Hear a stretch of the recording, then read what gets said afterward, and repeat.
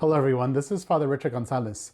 This past week we have celebrated the 13th week of Ordinary Time, and the Gospels from our weekday Masses from this past week, we have celebrated how Jesus healed the physical and the spiritual wounds of people, and we have reflected on how Jesus encouraged certain people to follow him. He did not suggest this to them. Jesus actually said to them directly, "Follow me." So a question for us is, how am I following Jesus in my life, especially if I have sinned? But before we delve just a little bit deeper, and before I forget, just one more thing.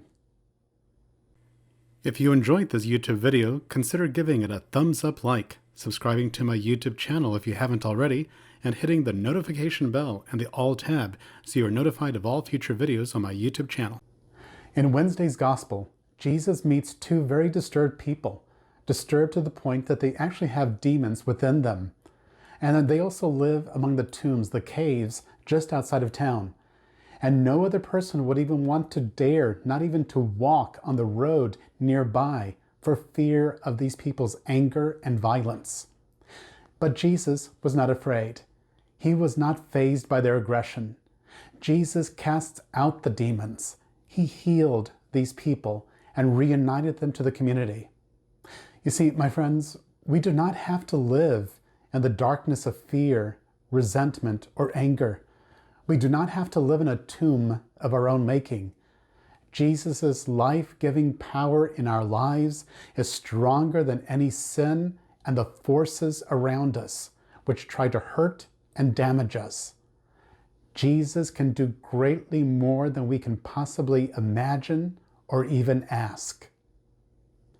In Thursday's Gospel, we see how Jesus' care for sinners upsets the religious teachers of the day.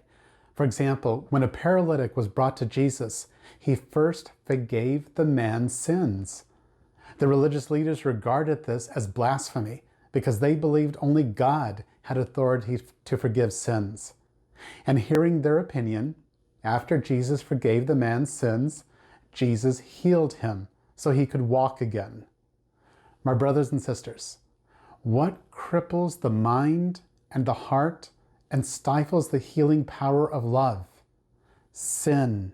Sin cripples us more than any physical illness. Sin is the work of the kingdom of darkness, and it can hold us in eternal bondage. There is only one solution, and that is the healing and the cleansing power of Jesus' forgiveness. Friday's Gospel somewhat surmises the previous Gospels, in that we see Jesus walking by Matthew and says to him, "Follow me," and Matthew does. But Jesus reached out to other sinners and in those in the greatest of need. You see, a true physician seeks healing of the whole person, body, mind, and spirit. Jesus came as the divine physician and the good shepherd, the true shepherd, to care and to restore his people, his people, to the wholeness of life. And an old adage suggests that the church is not a museum of saints, but a hospital for sinners. Jesus came for our wholeness, for the entirety of our conversion. The path is not an easy one, but Jesus is asking us to be open in following him, and trusting in him. So let us pray for the courage and the grace to do exactly that.